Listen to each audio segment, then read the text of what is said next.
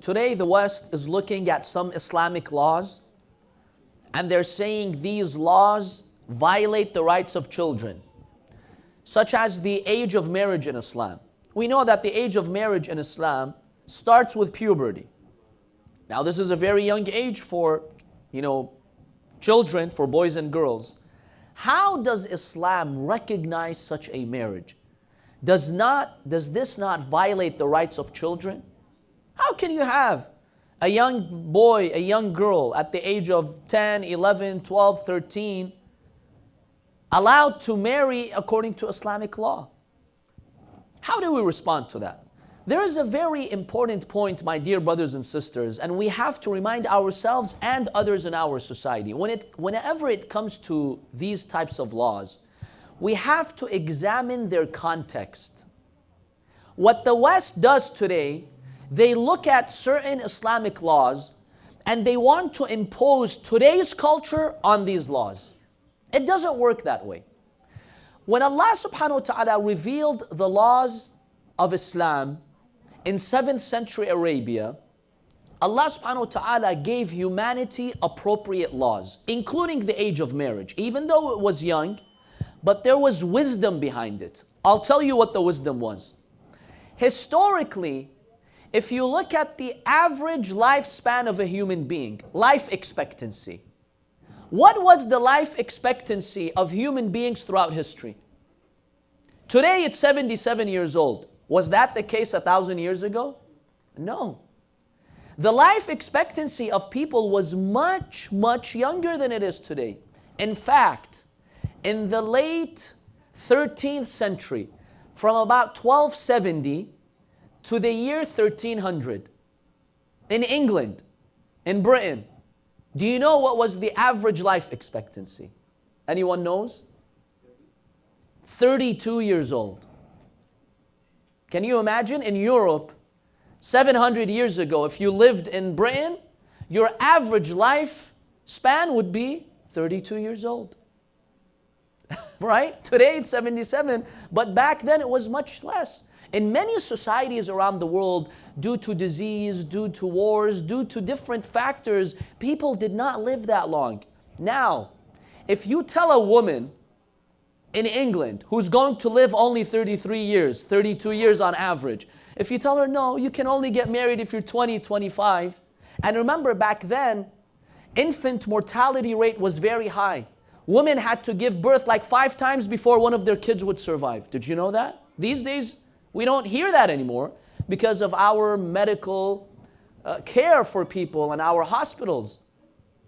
I myself, I know family members, distant cousins from the older generation.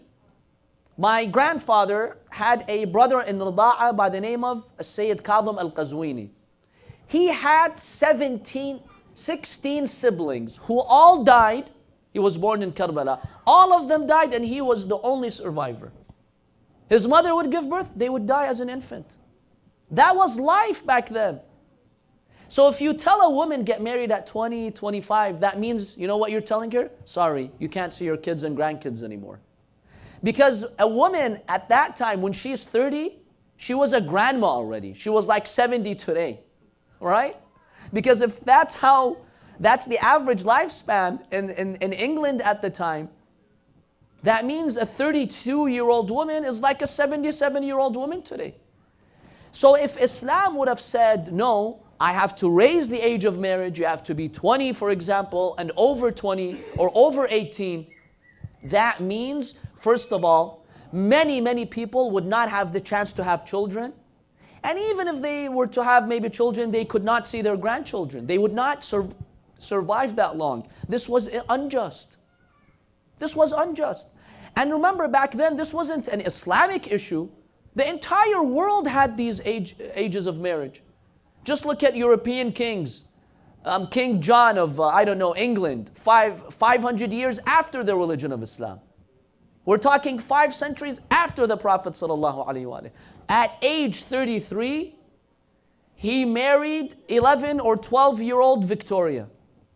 It was normal at the time. No one found it unusual.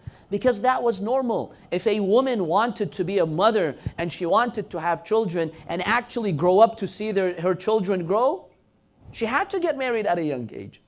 So if Islam would have banned that, this would have had serious consequences. In fact, people would have probably gone extinct in some villages. They would not have a progeny. He himself, the Prophet ﷺ, he had many children. Abdullah, Al-Qasim, Ibrahim, a number of daughters, they all died when they were young. Children would die at a young age. So you needed to have a lot of children to have at least one or two who would survive. So we have to understand this, brothers and sisters, when we examine laws like these. So Islam found it reasonable with parental consent. That's why you need parental consent. Because you're going to come and tell me, say it, a 12-year-old girl, what does she know? She could be taken advantage of. She could be exploited, right? She doesn't really know what's in her interest. Well, Habibi, that's why Allah subhanahu wa ta'ala says she needs her father's permission. Because a father will want his daughter to be in good hands. A father does not want his daughter to be exploited or taken advantage of.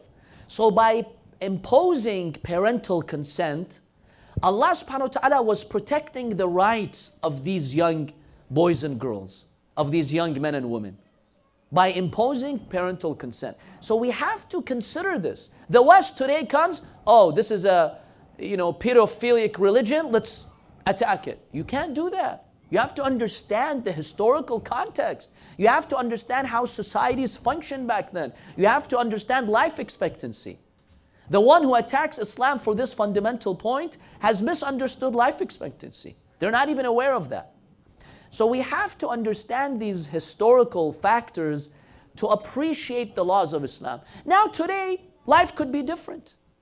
Today, parents, if they don't see that it's in the interest of their children to get young, to get married at such a young age, at 13, 14, fine. They can exercise that right and not have their children get married at that age, because today the world has become different. But this doesn't mean I go and attack Islam back then. Islam didn't say you have to get married at age 10, 12. Islam just says, with parental consent, if it's in your interest, you can. That's all Islam said. It's not imposing. By the way, the Virgin Mary, do you know how old she was when she had Prophet Isa? Now many Christians, by the way, they believe she was married. Yes, even those who believe in the virgin birth, meaning, God gave her Jesus miraculously, but they believe she was married to Joseph. A lot of Christians believe that. How old do you think she was, according to Christian traditions? 14. Does the West talk about that? Next time you hear someone on the media somewhere attacking Islam, tell him, what do you say about the Virgin Mary, who you believe she was? We don't believe she was married, but they believe she was married.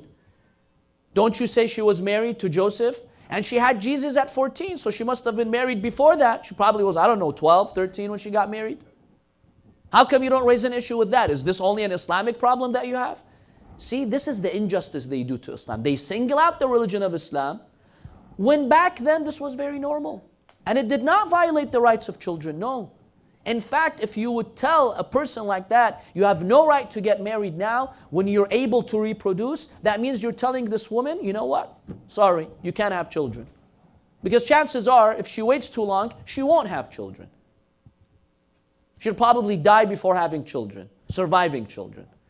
So we have to understand this fundamental point when it comes to Islamic laws.